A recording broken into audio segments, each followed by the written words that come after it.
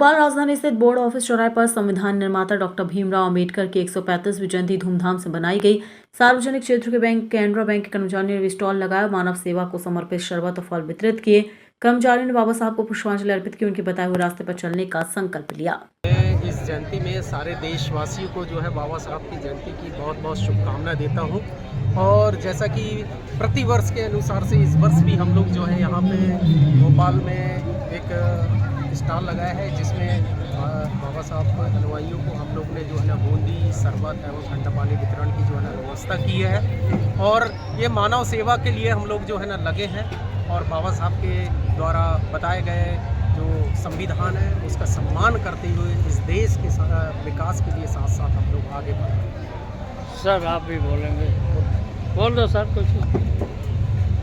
साथियों, जैसा कि आप सभी जानते हैं कि बाबा साहब अम्बेडकर की 135वीं जयंती का आयोजन पूरे देशवर्ष में हर्षोल्लास से होता है, क्योंकि बाबा साहब की जयंती पूरे वर्ल्ड में मनाई जाती है। पूरे विश्व वर्ल्ड नॉलेज डे के रूप में बाबा साहब की जयंती को मनाया जाता है, जो कि भारतवर्ष में नहीं, पूरे देश, दुनिया और समाज में बाबा साहब को पूजा जाता है।